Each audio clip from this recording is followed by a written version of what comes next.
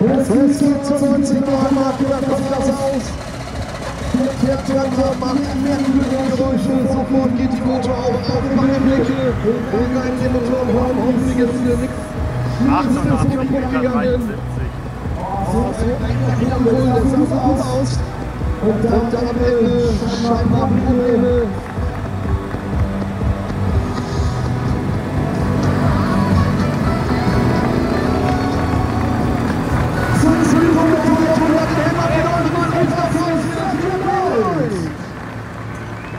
Und dass er auch an den Start geht, hat sich komplett aufgebaut, jetzt ist er Silver Bullet und er ist erst zum zweiten Mal vom Bremswagen. Alles neu beim Silver Bullet, komplett neu aufgebaut. Und Justin ist der Fahrer, der jetzt drauf sitzt. Wir drücken die Daumen, Silver Bullet.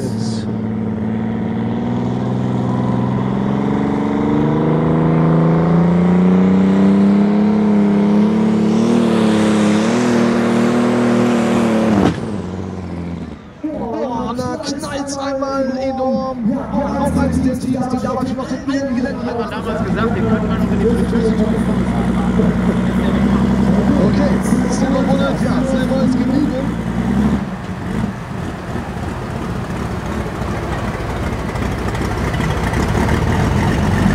Ja, Silver ist auf der erste Höhe gerichtet.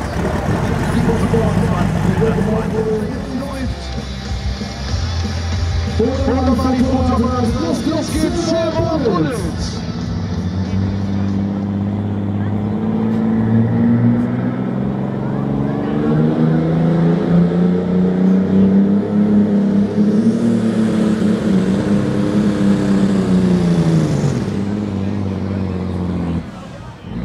Ja, er kann den Laden noch nicht so richtig aufrecht erhalten. Klang schon viel besser im Startbereich.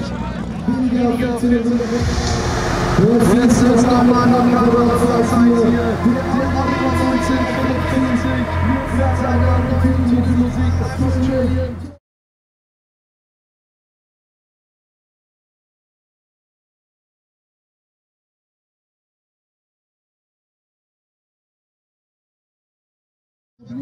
Da lief es nicht so wirklich rund. Jetzt drücken wir die Daumen, dass der Showpole gelingt. Strapping Lloyd!